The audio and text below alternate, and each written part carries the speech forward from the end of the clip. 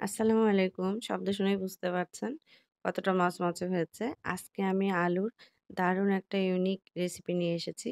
আর এজন্য আমি ২ টা আলুকে সেদ্ধ করে চটকিয়ে নিয়েছি। আর পেঁয়াজ কুচি, কাঁচামরিচ কুচি, ধনিয়া পাতার কুচি, লবণ স্বাদমতো আর চিলি ফ্লেক্স দিয়ে দিয়েছি ১ চামচ। এখানে আমি কর্নফ্লাওয়ার ব্যবহার করব। 1/4 কাপ নিয়েছি কিন্তু এটা সম্পূর্ণ একসঙ্গে দিব না। অল্প, অল্প করে দিব। চটকানো আলুর সঙ্গে যতটুকু আমার প্রয়োজন ততটুকুই দিব। তবে আমার এখানে 1/3 কাপ লেগেছে একটা ডো তৈরি করতে। আর এই যে ডো তৈরি হয়ে গেছে।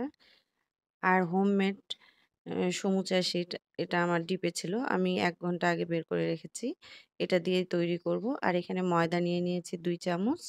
আর এটাকে পানি দিয়ে একটা তরল মিশ্রণ তৈরি করব।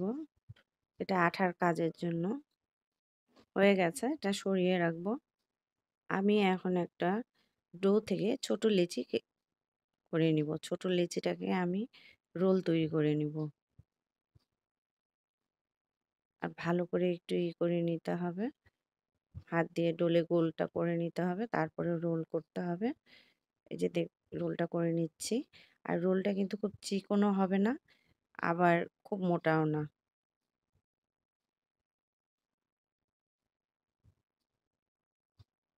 আর শিটগুলোও আমি সমুচা শিটের মতোই করে কেটে নিয়েছি। এখন এই শিটের মাপ নিয়ে যতটুকু হবে ততটুকু রেখে বাকিটা কেটে ফেলবো। বাকিটা কেটে ফেললাম।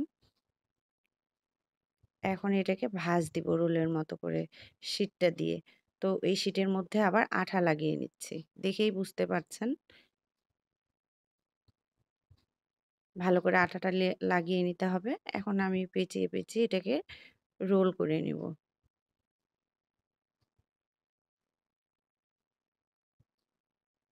আর এই আটার মিশ্রণের জন্য এইটা লেগে থাকবে আঠার মতো। এটা কিন্তু ভাজার সময় খুলে যাবে না। এই তো হয়ে গেল আমার একটা। আরেকটা দেখিয়ে দিচ্ছি। সেম ভাবে অল্প করে লেচি কেটে নিয়ে রোল তৈরি করে নিব।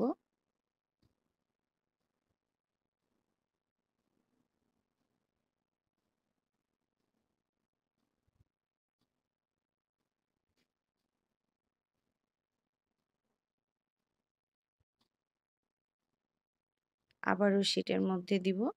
দিয়ে যতটুকু বাড়তি হবে ওটাকে আবার কেটে ফেলবো।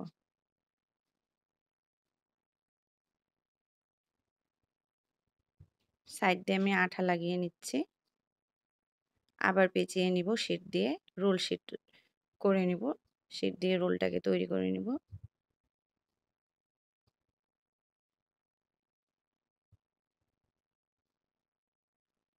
এই তো এইভাবে আমি সবগুলো করিয়ে নিয়েছি।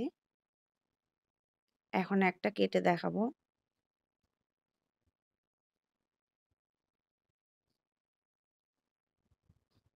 এই যে আমি অনেকগুলো তৈরি করে নিয়েছি।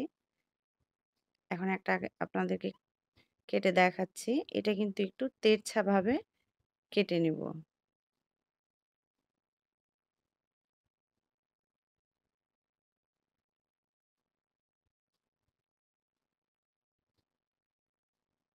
এই যে তেড়ছাভাবে কেটে নিচ্ছি।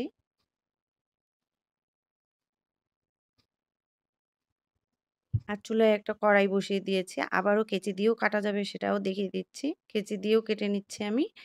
কিন্তু একটু বরফি সাইজ করে। ২ রকমই ভাবেই কেটে নিতে পারবেন।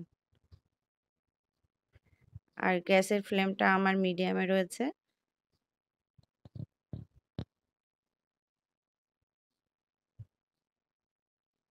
স্থিরভাবে ভেজে নিতে হবে। এটা বরাবরই আমি বলে থাকি।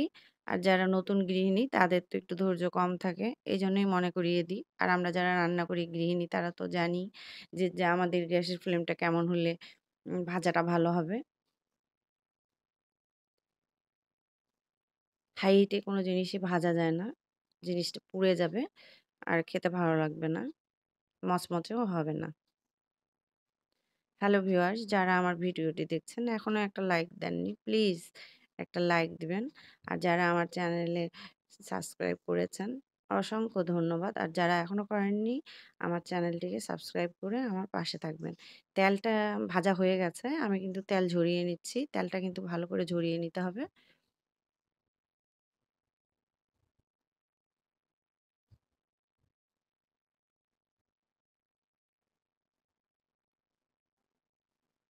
আর আমার পুরাতন বন্ধুদের অসংখ্য ধন্যবাদ আমার সাথে থাকার জন্য।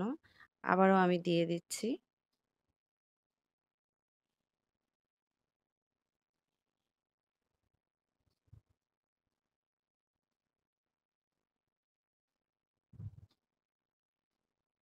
আর হওয়ার আগে ভালো করে নেড়ে-টেড়ে নিতে হবে। আর খুব কড়া করেও ভাজা যাবে না কিন্তু এটা। এটা ভাজা হয়ে গেছে। এটাকেও তুলে নিচ্ছি। এটা আমি ১ম এ ভালো করে ভাজিয়ে দেখিয়েছি। এখন আর ভাজাটা একটু কম দেখালাম। তবে দেখেই বুঝতে পারছেন যে ভাজাটা কি ধরনের হতে হবে। আর এটা খুব ইউনিক একটা রেসিপি। আশা করছি সবাইকে ভালো লাগবে। ভিডিওটি যদি ভালো লাগে ফ্যামিলি অ্যান্ড ফ্রেন্ডদের সাথে শেয়ার করবেন। এই যে হয়ে গেছে আমার। আর সার্ভ করে নিয়েছি। আর এটা কিন্তু আমি সসের সাথে সার্ভ করেছি। খেতে অনেক ভালো হয়েছিল। ভালো থাকেন। আল্লাহ হাফেজ।